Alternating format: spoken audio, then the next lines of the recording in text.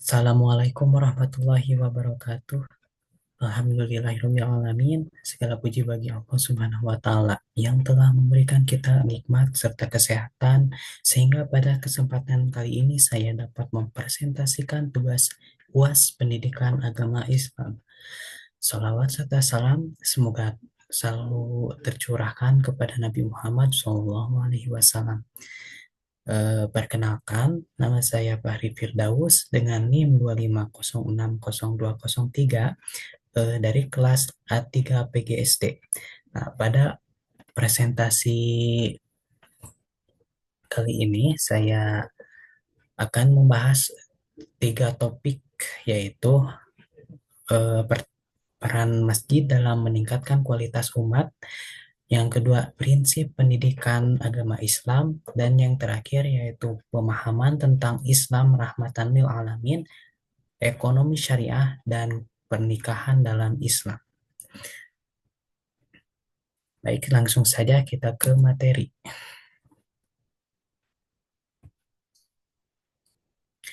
Nah, saat ini masjid seringkali hanya dimanfaatkan sebagai hmm,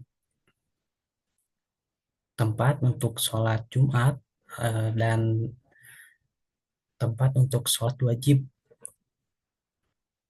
juga. Nah, padahal masjid itu sejatinya memiliki fungsi yang jauh lebih luas.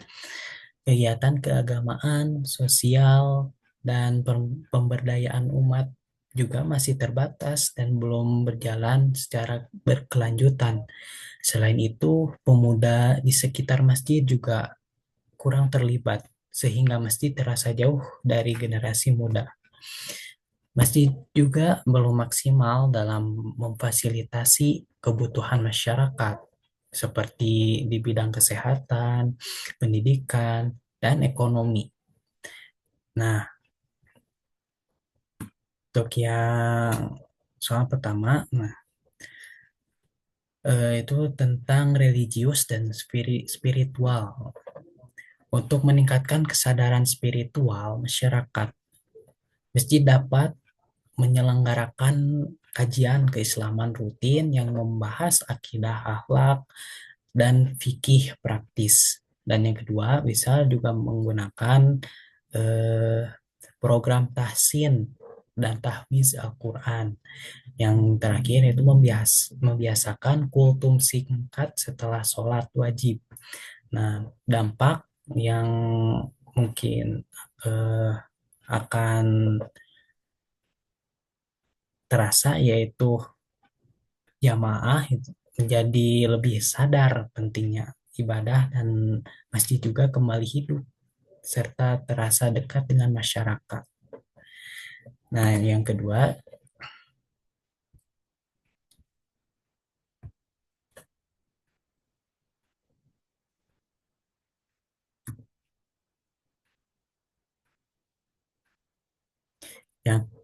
yaitu dalam sehat rohani dan jasmani.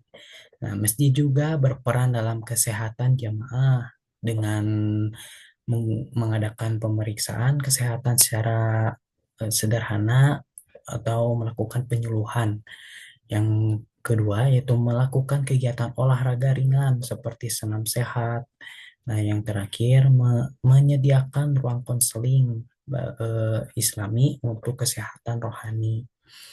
Hal ini membuat jamaah merasa bahwa masjid peduli pada kesehatan fisik dan ketenangan batin mereka. Untuk selanjutnya, dalam cerdas, emosional, intelektual, dan spiritual. Nah, dalam bidang pendidikan, pemuda dilibatkan melalui pelatihan kepemimpinan, lalu diadakan kelas parenting Islami. Yang terakhir yaitu anak-anak dan remaja difasilitasi bimbingan belajar. Dampak yang akan dihasilkan nantinya, masyarakat bisa menjadi lebih berilmu, berakhlak baik, dan pemuda juga merasa dihargai. Nah, untuk yang berikutnya, kesejahteraan Nah, masjid juga berperan dalam kesejahteraan ekonomi dengan pelatihan usaha kecil berbasis syariah, pembentukan koperasi masjid, pengelolaan zakat, infak, dan sedekah secara produktif, sehingga jamaah menjadi lebih mandiri secara ekonomi dan masjid berperan nyata dalam kehidupan sosial. Selanjutnya, nah, untuk pembahasan nomor dua, prinsip pendidikan dalam Islam. Nah, permasalahan yang dikaitkan adalah sosok Ustadz yang bernama Hasan yang memiliki ilmu agama luas tetapi cara mengajarnya cenderung keras. Akibatnya, siswa merasa takut bertanya. Suasana belajar pun jadi tidak nyaman dan orang tua berharap pendidikan Islam tidak hanya mengajarkan ilmu tetapi juga membentuk akhlak. Nah,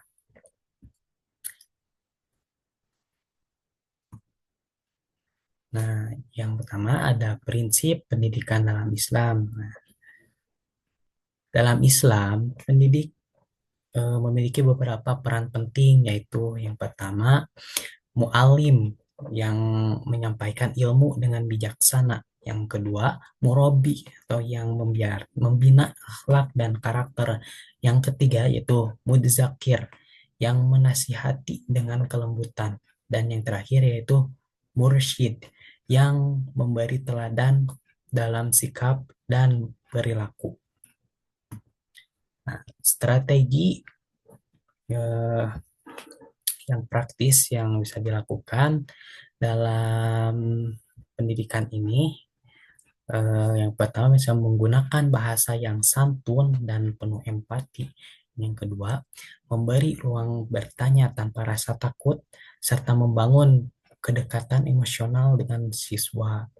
Nah, untuk metode pembelajaran yang sesuai, yang pertama bisa dengan diskusi kelompok, melakukan ice breaking, bernuansa Islami, serta keteladanannya dalam kesabaran dan kejujuran. Dengan demikian, suasana belajar pun akan menjadi lebih nyaman dan bernilai Islami. Yang terakhir yaitu membahas tentang pemahaman Islam sebagai rahmatan lil alamin, ekonomi ekonomi syariah dan pernikahan dalam Islam.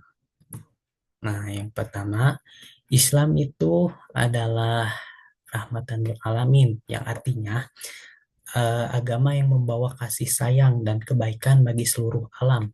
Islam juga mengajarkan hidup damai, adil, dan saling menghormati tanpa membeda-bedakan.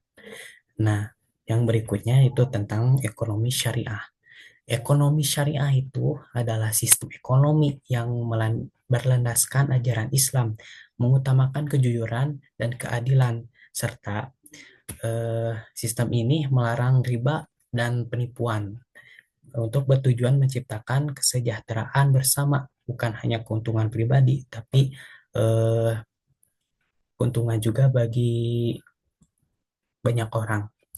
Nah, yang ketiga yaitu pernikahan dalam Islam. Pernikahan merupakan ibadah untuk membangun keluarga yang harmonis dengan tujuannya adalah menciptakan keluarga yang sakinah, mawadah, dan warohmah, serta menjaga kehormatan dan ketertiban sosial. Nah, demikian pemaparan presentasi UAS Pendidikan Agama Islam yang dapat saya sampaikan. Semoga yang telah yang sudah dijelaskan ini dapat memberikan manfaat dan menambah pemahaman kita bersama. Saya mohon maaf bila ada kesalahan dan kekurangan. Wassalamualaikum warahmatullahi wabarakatuh.